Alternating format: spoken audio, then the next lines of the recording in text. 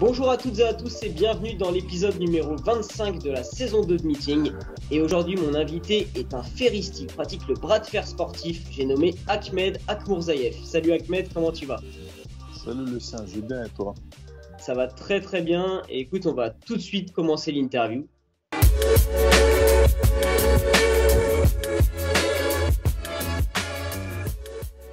Où et quand tu es né? Alors moi je suis né loin, je suis né en Sibérie en 1991. Alors toi, c'est quoi ton premier souvenir de sport? Tu as commencé à quel âge le sport et par quelle discipline? Je suppose que tu n'as pas tout de suite commencé par le bras de fer. Non, le bras de fer c'est assez récent. Alors j'ai toujours été sportif, on va dire. Quand j'étais tout petit, je faisais un peu de tennis, un peu de volley, je faisais un peu de lutte aussi avec les copains. Après, sérieusement, on va dire de manière régulière, j'ai commencé avec le judo à l'âge de 13 ans. En 2012, je me suis blessé. J'ai fait une petite pause. Et pendant que je faisais ma pause, j'avais envie de faire quelque chose. Donc, il y avait une salle qui s'est ouverte à côté de chez moi, une salle de fitness. J'ai commencé à m'entraîner, faire de la musculation là-bas. J'ai pas mal apprécié. Par la suite, le temps que je revienne au judo, j'ai découvert le bras de fer en fait. Et le bras de fer, voilà, je suis rentré dans la secte, on va dire. On va en parler un peu après justement du bras de fer. Pour l'instant, on va rester sur un peu ton enfance qui a pas été simple. J'ai regardé un peu. Donc, tu as fui ton pays, la Tchétchénie. Tu avais 11 ans avec tes parents. Vous avez fui ton pays parce que c'était la guerre là-bas. C'est ça. Tu es arrivé en France en 2002. C'est Ça n'a ça. pas dû être simple. Mais justement, est-ce que le sport, entre autres, est-ce que le sport, ça t'a permis aussi de rencontrer des gens, de t'intégrer un peu en France, quoi? Alors moi, j'ai eu la chance d'arriver, comme tu as dit, à l'âge de 11 ans. Tu vois, 11 ans, c'était assez jeune. Mes camarades de classe, c'était très gentil. Je me suis très vite intégré. Ça s'est passé plutôt d'abord par l'école, je dirais. Mais entre les récrés, on jouait beaucoup au foot aussi. Oui, bien sûr, le sport, ça aide à créer des liens sociaux, ça aide à s'intégrer, c'est sûr.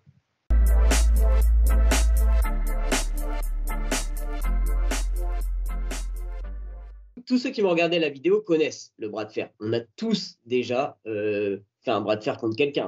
Voilà. Mais toi, tu le pratiques différemment parce que tu le pratiques aussi en compétition. Comment tu as découvert ce sport et qu'est-ce qui t'a plu en fait dans cette pratique? Très, très, très bonne question pour moi parce que moi, ce qui m'a toujours manqué dans le judo, c'est un peu le côté. En tout cas, en France, je sais qu'il y a des pays où ça se passe différemment. Ça dépend des clubs aussi. Il manquait beaucoup de tout ce qui est en fait entraînement de force, soulever des poids, des grosses charges, etc. Ça se fait plus dans la lutte que dans le judo en France. Et comme j'ai découvert la musculation axée force à côté, ça m'avait beaucoup plu. Et quand j'ai découvert le bras de fer, en fait, c'est un sport harmonieux où où on va dire à moitié, il y a des entraînements, il y a beaucoup d'entraînements axés sur la force, à soulever des charges, etc. Il y a une moitié quand même où c'est un sport de combat, il faut faire des sparring, faut répéter les mouvements, il y a une coordination, etc. Et l'autre chose qui m'a fait accrocher à ce sport, c'est que je suis quand même un grand gaillard, et quand je suis arrivé, je me suis fait battre par même le plus léger, le plus petit. Ce réflexe de compétiteur a fait que, attends, faut que je m'entraîne un peu pour battre ceux qui m'ont battu, c'est pas normal. Et c'est comme ça que c'est parti en fait. On bat on bat un deuxième, on bat un troisième, et voilà, on est lancé en fait. Alors justement, cette discipline, elle est plutôt connue, je crois, à Paris, aux États-Unis. Tu vas me dire si je me trompe, mais je pense que c'est ça. Tout ce qui est pays de l'Est, Europe de l'Est, D'accord. États-Unis et Asie centrale surtout. Ouais. Donc on la connaît plus sous le nom de arm wrestling, Arm wrestling, ouais. bras de fer en anglais, quoi. Ouais. C'est très différent du bras de fer que nous, on peut pratiquer, que moi, j'ai pu faire, que des gens ont pu faire entre amis. Voilà, on se prépare, on n'est pas chaud, rien. Là, c'est très différent. Il y a des catégories de poids, il y a des catégories en fonction du bras fort, voilà, il y a de la technique.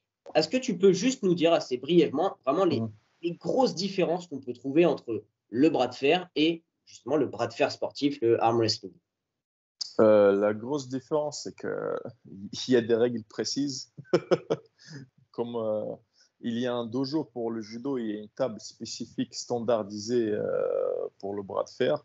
Souvent, tu verras que dans les bras de fer, on va dire bras de fer de table d'école, ils utilisent que le bras et souvent ils se fracassent l'humérus en fait, justement parce qu'ils l'appliquent mal. Et le bras de fer sportif en lui-même, il est très technique et on utilise tout le corps en fait.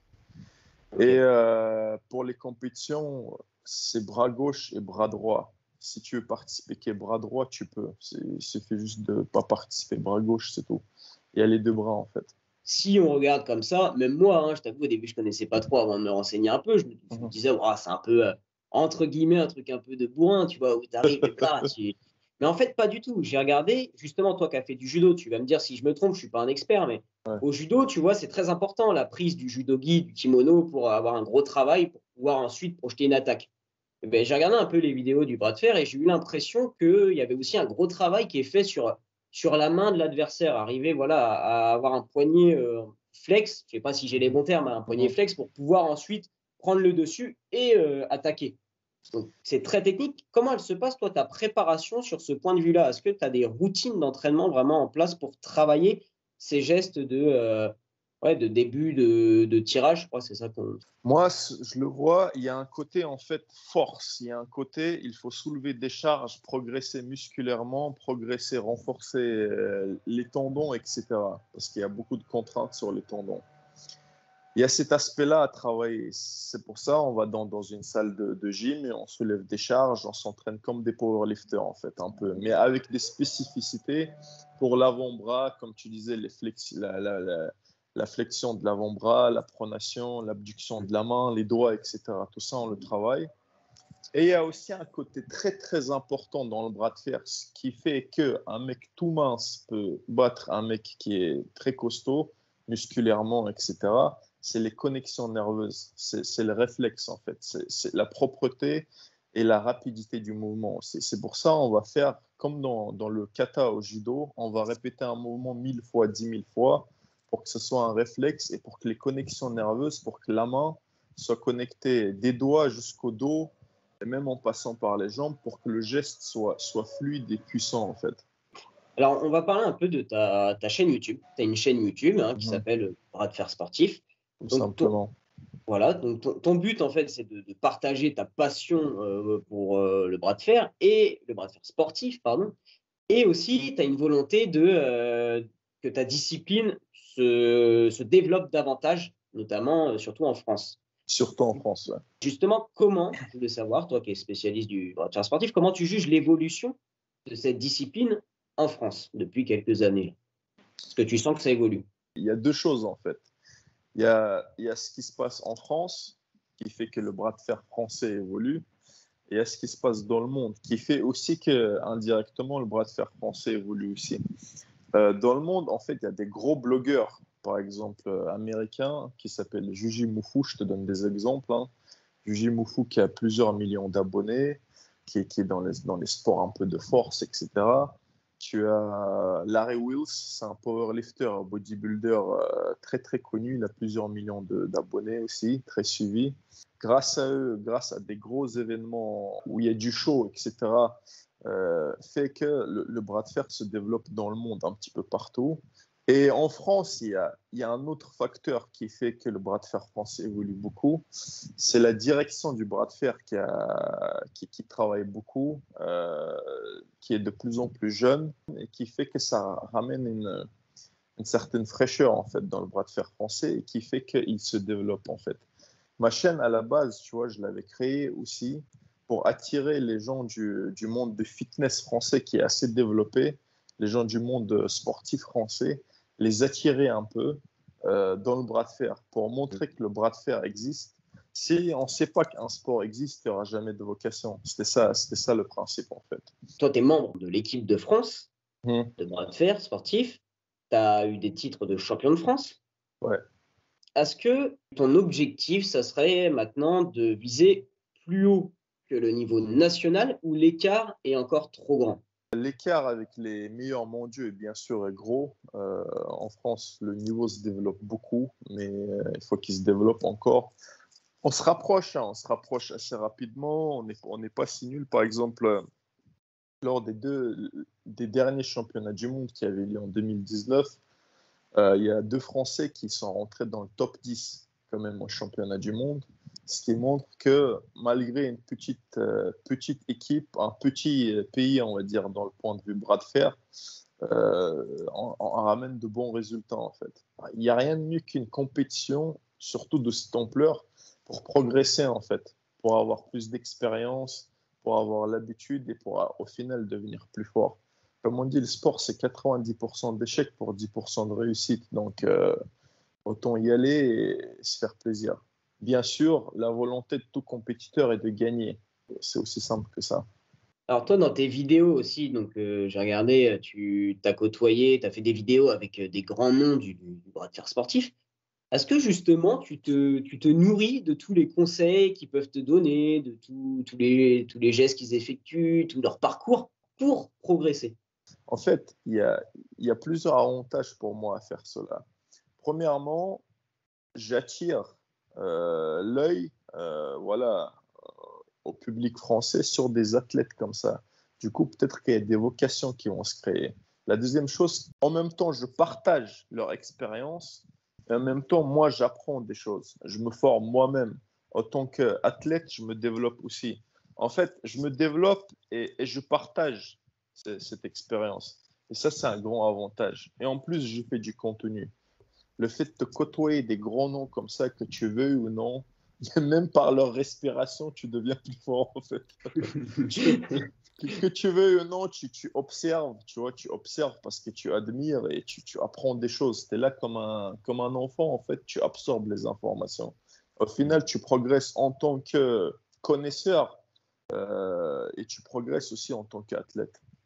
Ouais, donc c'est vrai que c'est que bénéfique, en effet. Alors toi, à côté, c'est ton métier, tu es juriste du sport, le bras de fer sportif, ta vie de famille, tes activités à côté. Comment tu organises tout ça? Ça fait beaucoup quand même. Tu sais, quand tu aimes ce que tu fais, tu comptes pas. Et c'est beaucoup moins fatigant, tu vois. Comme j'aime le droit, comme j'aime le bras de fer et comme j'aime faire des vidéos, faire des montages, même si ça me prend énormément de temps, même si parfois je dors très peu, je kiffe en fait. Et c'est pour ça, je pense que le meilleur moyen d'être productif dans un truc, c'est d'aimer aimer ce que tu fais simplement. Exactement, tu as raison. Alors, dernière petite question. Est-ce que tu Mhm. penses qu'un jour, le bras de fer sportif pourrait être une discipline des Jeux Olympiques? On sait qu'il y a des disciplines qui font leur entrée aux Jeux, il y a eu le skate, il y a le breakdance à Paris. Tu as dit tout à l'heure qu'il y avait un vent de fraîcheur sur la discipline aussi avec des jeunes, tout ça. Est-ce que pour toi, c'est envisageable? Pas tout de suite, forcément, mais dans les années à venir. En fait, ça dépend si tu es pessimiste ou optimiste. Moi, je suis plutôt optimiste, tu vois, de nature. On est sur la bonne voie pour que le bras de fer rentre dans les sports paralympiques. La qualité de cette discipline, l'accessibilité de cette discipline fait qu'elle a toutes les chances de un jour rentrer dans les Jeux olympiques, dans le comité olympique.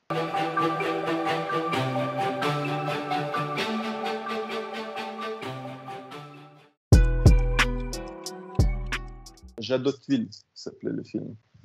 J'ai pas mal aimé. Ça, c'est le dernier film que j'ai vu. Je peux écouter comme Johnny Hallyday, comme du rap, comme du Mozart, comme tout en fait. Il n'y a pas vraiment de... J'aime bien, tu sais, les glaces. Je mange énormément de glaces.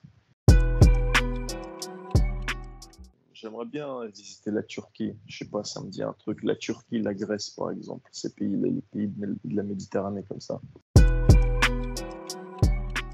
J'ai failli être historien avant d'être juriste. Je ne l'ai pas été pour des raisons de, de déboucher, tout simplement. C'est vraiment une passion, hein, pour le coup, l'histoire aussi. Pour beaucoup, le modèle, c'est un personnage qui s'appelle John Brzenk. C'est un Américain qui a maintenant plus de 50 ans, qui est toujours fort dans le bras de fer, qui a au moins 20 ans qui a régné sur le bras de fer sans pratiquement avoir de défaite. quand tu le regardes, ça a l'air d'être d'un monsieur tout à fait normal, tu vois, de 90 kilos. Et tu n'as pas l'impression que c'est un monstre, alors que quand tu le vois sur la table, en fait, c'est incroyable ce qu'il fait. Il y a Laletin aussi, le russe Laletin, qui a une technique un peu qui ressemble un peu à ce que je fais. J'aime bien son style de combat. C'est pas vraiment un modèle, tu vois, mais c'est inspirant. Alors moi, à la fin de toutes mes vidéos, je dis tout le temps la même phrase: le travail et la détermination payent. Force et honneur.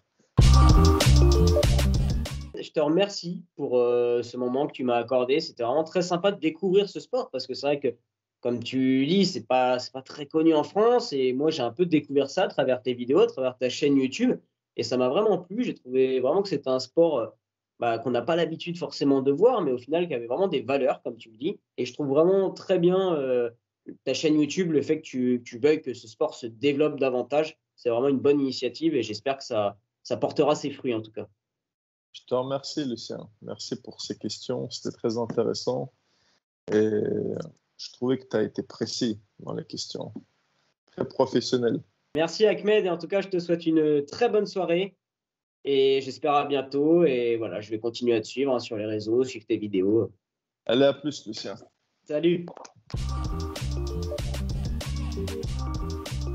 Meeting, c'est des rencontres, du partage et de la passion. Abonnez-vous.